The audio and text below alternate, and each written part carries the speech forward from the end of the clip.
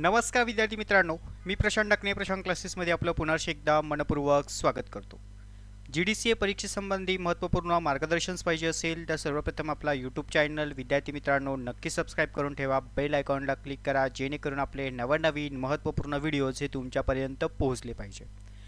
विद्यार्थी मित्रांनो, ज्या विद्यार्थ्यांना GDCA परीक्षा मे 2024ची द्यायची असेल, नव्याने अभ्यास करायचा असेल तर अशा सर्व विद्यार्थ्यांसाठी आपली बॅचेस स्टार्ट आउट झालेली आहे. तसेच जे विद्यार्थी रिपीटेड बॅचेससाठी जॉईन करू इच्छित असेल तर अशा सर्व विद्यार्थ्यांसाठी आपली नवीन बॅच चालू झालेली आहे. त्यासंबंधी तुम्हाला फी स्ट्रक्चर जाणून घ्यायचं असेल तर स्क्रीनवरती आपला नंबर दिसतो आहे, त्यावरती कॉन्टॅक्ट करा आणि बॅचेस लवकरात लवकर जॉईनिंग करा विद्यार्थी मित्रांनो, कारण आपल्याकडे अभ्यासाचा कालावधी आता खूप सारा कमी आहे आणि नवीन घटकांवर आधारित आपण ह्या सगळ्या गोष्टी महत्त्वाच्या त्या ठिकाणी शिकणार आहोत. ओके, हे झालं तुमच्या बॅचच्या संदर्भातलं माहिती. आता आपण महत्त्वाचा पॉईंट हा समजून घेणार आहोत विद्यार्थी मित्रांनो, की GDCA मे 2023ची परीक्षेचा रिझल्ट तर मित्रांनो आता नुकताच जाहीर झालेला आहे आणि सर्व विद्यार्थी त्यांच्या अथक परिश्रमाने मेहनतीने चांगल्या मार्काने उत्तीर्ण झालेले आहेत. तर अशा सर्व विद्यार्थ्यांचं प्रशांत क्लासेसकडनं पुन्हा एकदा मनपूर्वक अभिनंदन करतो. विद्यार्थी मित्रांनो, परीक्षा तर तुम्ही आता उत्तीर्ण झाले की हो, बरोबर की नाही? पण सर आमच्या मनामध्ये खूप सारे प्रश्न आहे की सर परीक्षा तर पास झालो पण आता पुढे करायचं काय, किंवा सर आम्ही असं काहीतरी ऐकलं होतं ते खरं आहे का, ते नक्की काय आहे? सर आम्ही GDCA परीक्षा उत्तीर्ण झाल्यावरती ऑडिटर बनू शकतो, किंवा आम्हाला कुणीतरी सांगितलंय सर आम्ही GDCA पासआउट झाल्यावर तुम्ही सहकारी संस्थांचे ऑडिट करू शकता.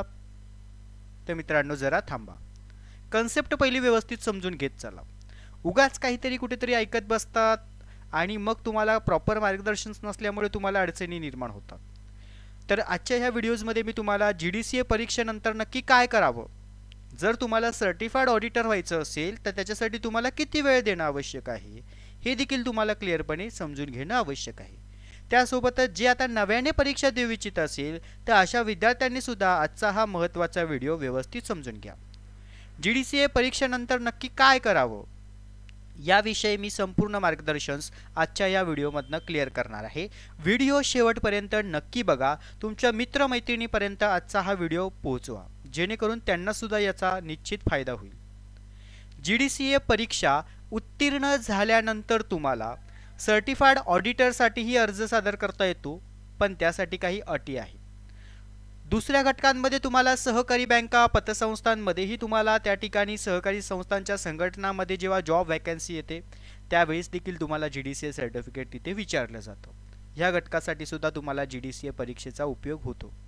तिसऱ्या घटकांमध्ये तुम्ही जर सहकारी संस्थेमध्ये पदाधिकारी वरिष्ठ अधिकारी कार्यरत आहात, तुम्हाला पुढे बढती प्रमोशन इम्प्लिमेंटसाठी सहकारी संस्थांमध्ये GDCA कंपल्सरी विचारलं जातं. हे महत्त्वाचे पॉईंट आहे, पहिले हे समजून घ्या. मी हे तीनही गोष्टी तुम्हाला व्यवस्थित क्लिअरपणे समजून सांगणार आहे, कारण तुमच्या मनामध्ये कोणताच असा डाऊट्स निर्माण झालेला असेल तर त्याची संपूर्ण उत्तरं तुम्हाला ह्या आजच्या व्हिडिओजमधनं क्लिअरपणे तुमचे सगळे डाऊट्स मी त्या ठिकाणी क्लिअर करतोय. ओके, चला, पहिला डाऊट तुमचा हा होता की सर आम्ही GDCA परीक्षा उत्तीर्ण झाल्यावरती ऑडिटर होऊ शकतो का? मी या मताशी सहमत आहे की तुम्ही GDCA परीक्षा उत्तीर्ण झाल्यावरती ऑडिटर होऊ शकतात, पण त्यासाठी तुम्हाला सहकार विभागाच्या पॅनलला रजिस्टर करणं बंधनकारक असतं. काय म्हटलं मी? सहकार विभागाच्या पॅनलला रजिस्टर करणं बंधनकारक असतं. कुणासाठी?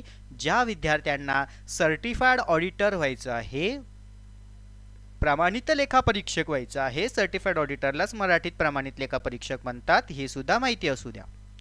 तर अशा विद्यार्थ्यांच्या बाबतीमध्ये तर मित्रांनो पहिली कन्सेप्ट समजून घ्या काय आहे. आता 2024 ते 26च्या पॅनलसाठी ॲप्लिकेशन फॉर्म स्टार्ट आउट झाले होते. ॲप्लिकेशन फॉर्म सबमिटही झालेले आहेत आणि आता 24 ते 26च्या पॅनलसाठी यादी देखील या महिन्यामध्ये डिक्लेअर होणार आहे. ओके, मग सर आम्ही तर आत्ताच GDCA पास आउट झाले की हो, मग आता आम्हाला पुढे कधी संधी असणार? तर टेन्शन घेऊ नका.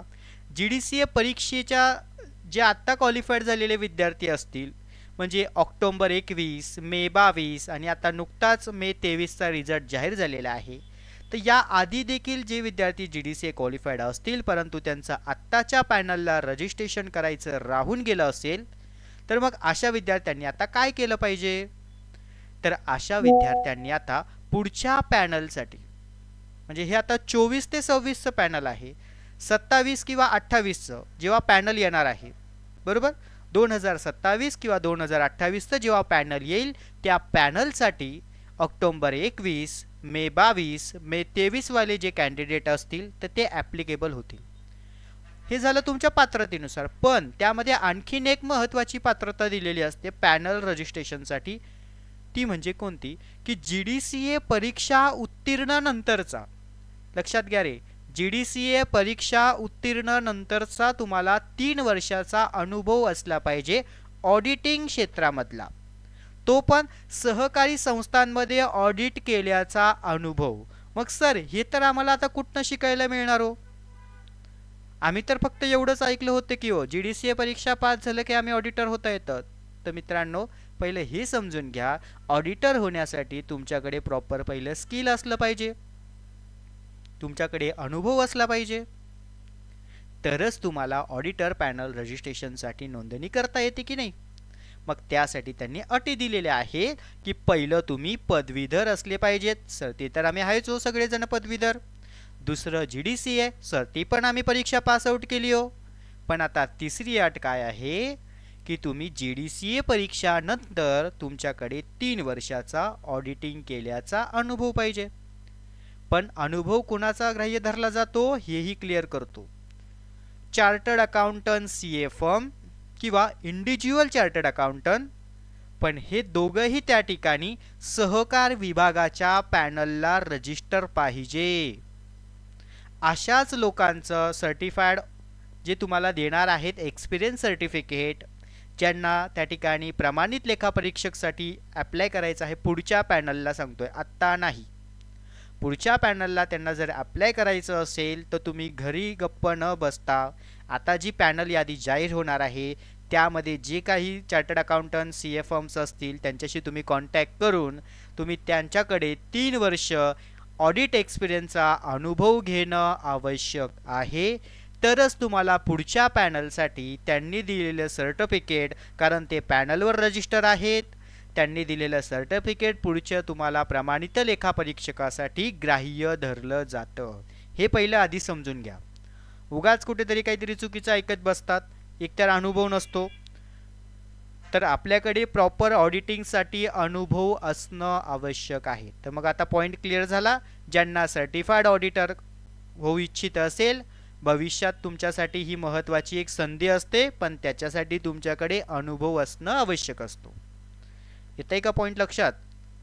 हा महत्त्वाचा मुद्दा आहे, हे पहिलं समजून घेणं गरजेचं आहे. कारण आत्ता बऱ्याचशा मुलांचे फॉर्म रिजेक्ट झालेले आहेत.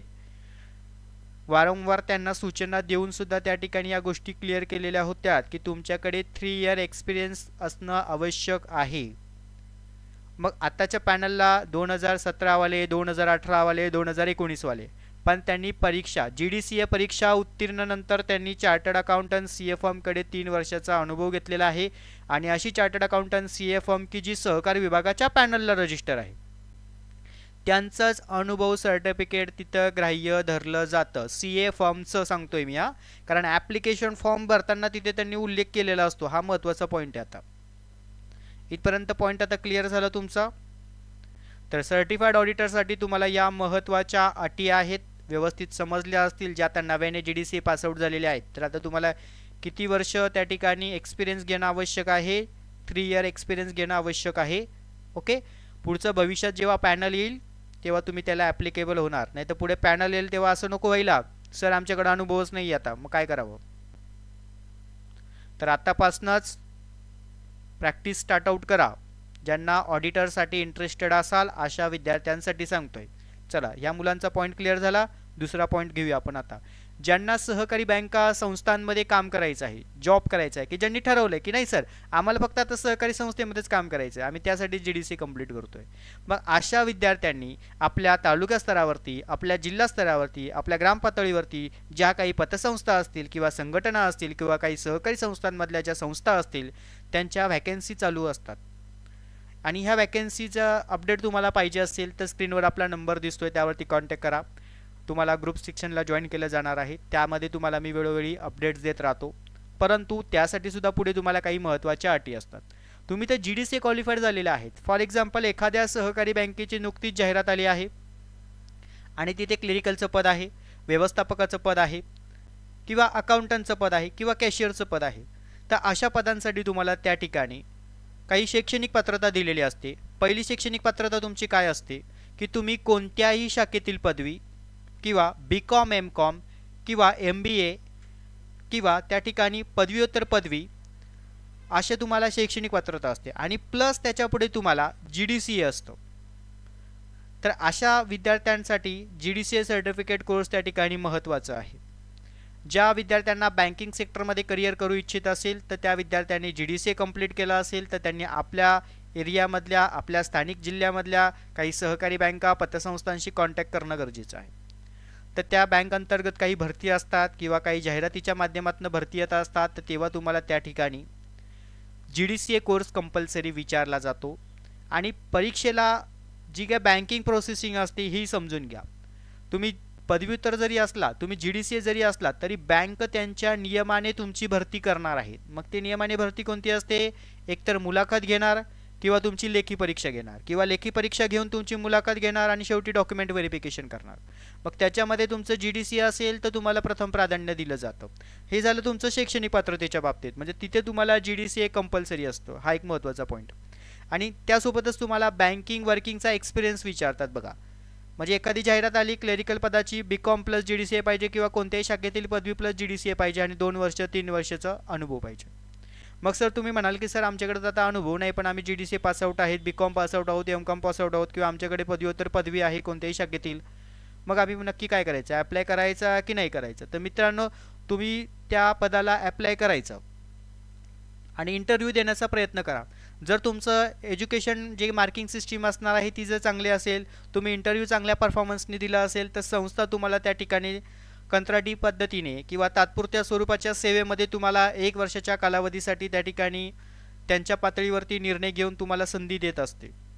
तुम्ही तुमचं स्किल प्रेझेंट करणं आवश्यक असतं त्या ठिकाणी. म्हणजे आपण काय करतो, एक इंटरव्ह्यू देऊन आलो का पुढच्या इंटरव्ह्यूला जातच नाही. तर मित्रांनो, तुम्ही इंटरव्ह्यू देत चला, स्वतःला त्या ठिकाणी डेव्हलप करत चला. हे महत्त्वाचा पॉईंट आहे. तुमच्याकडनं काही प्रश्नांची उत्तरं पहिल्या इंटरव्ह्यूमध्ये दिले गेले नसतील ना, तर तुम्ही दुसऱ्या संस्थांमध्ये इंटरव्ह्यूला जाणार ना, तेव्हा तुमच्या लक्षात येणार की बाबा आता आपल्याला काय विचारतायत आणि आपल्याला कशा पद्धतीने डेव्हलप करणं आवश्यक आहे. हे GDCA सर्टिफिकेट तुम्हाला फक्त तिथे एज्युकेशन कॅटेगरी जी असते त्याच्यामध्ये विचारतात, पण बँकिंग सेक्टरला तुम्हाला त्यासोबतच तुमचं कम्प्युटर नॉलेजही महत्त्वाचं पाहिजे, तुमचं टायपिंगवर कमांड असली पाहिजे, तुमची एक्सेलवर कमांड असली पाहिजे. ह्या सगळ्या गोष्टी तिथं छोट्या छोट्या महत्त्वाच्या असतात मित्रांनो. आपल्याला जॉब अवेलेबल असतात, परंतु आपल्याकडे प्रॉपर स्किल नसल्यामुळे काय होतं आहे, आपल्या अडचणी निर्माण होतात. कारण इंटरव्ह्यूला आपण जेव्हा जातो, इंटरव्ह्यू घेणारा समोर असतो आणि आपण इंटरव्ह्यू देणारा असतो किंवा बरोबर की नाही. त्यांनी काही क्वेश्चन विचारले, आपण उत्तर व्यवस्थित दिले नाही, तर आपलं त्या ठिकाणी आपल्याला लगेच कळतं की आपण एवढं एज्युकेशन घेऊन पण आपल्याला काही उपयोग नाही आहे.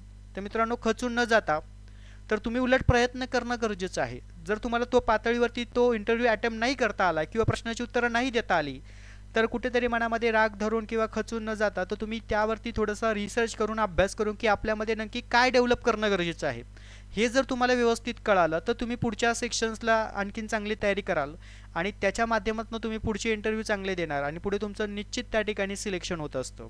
हा एक महत्त्वाचा पॉईंट पहिला समजून घ्या. म्हणजे GDCA तुम्हाला 2 रूटमध्ये मी समजून सांगितलं. पहिला रूट तुम्हाला त्या ठिकाणी ज्यांना सर्टिफाईड ऑडिटर व्हायचं असेल त्या विद्यार्थ्यांना आता पॉईंट क्लिअर झाला असेल की त्यांनी नक्की आता काय करावं. ज्यांना बँकिंग सेक्टरमध्ये जॉब करायचं असेल तर त्यांनी लोकल पतसंस्था बँका यांच्याशी संपर्क साधा, ट्राय करा. व्हॅकन्सी येत राहतात, त्यांच्याशी कॉन्टॅक्ट करून त्यांना तुमचा रिझ्यूम CV वगैरे पाठवत चला आणि त्या माध्यमातून तुम्ही त्या ठिकाणी इंटरव्ह्यू अटेम्प्ट करत चला. त्याचाही तुम्हाला त्या ठिकाणी फायदा नक्कीच होतो. हा एक महत्त्वाचा मुद्दा. आता तिसरा पार्ट जो आपला असणार आहे GDCA सर्टिफिकेटचा यूजचा, तो म्हणजे कोणता, की आमचे सहकार क्षेत्रामध्ये संस्थांमध्ये बरीचसे अधिकारी वर्ग कर्मचारी वर्ग संस्थेमध्ये कार्यरत आहे. त्यांना पुढे इम्प्रिमेंट प्रमोशन बढतीसाठी GDCA कोर्स कंपल्सरी विचारला जातोय. मग ह्या GDCA कोर्स संबंधी त्यांना त्या ठिकाणी जे विद्यार्थी उत्तीर्ण झालेले असतील, जे संस्थेमध्ये काम करत असतील आणि त्यांना पुढे सिनियर पोस्टिंगसाठी किंवा त्यांच्या पेमेंट्समध्ये वाढ होण्यासाठी, बढती होण्यासाठी, इम्प्रिमेंटसाठी त्यांना संस्था GDCA सर्टिफिकेट कंपल्सरी करत असते. तर अशांसाठी सुद्धा GDCA कोर्स हा महत्त्वाचा आहे. तर निश्चित तुम्हाला या 3 घटकांना मी व्यवस्थितरित्या संकल्पना तुमची मी क्लिअर केली आहे आणि आता तुम्हाला कळालं असेल की आपल्याला किती वेळ देणं आवश्यक आहे.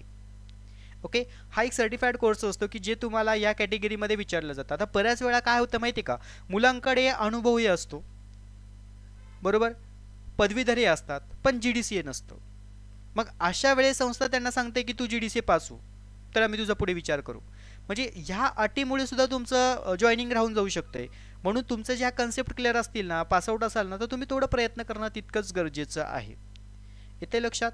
तर यासाठी हा महत्त्वपूर्ण कोर्सेस आहे. तर अशा जे विद्यार्थी आता नवीन विद्यार्थी असतील ते जर हा व्हिडिओ पाहत असतील, त्यांना जर बॅचेस जॉईन करायचे असतील पुढच्या 24च्या परीक्षेसंबंधी, तर आपले बॅचेस चालू झालेले आहेत.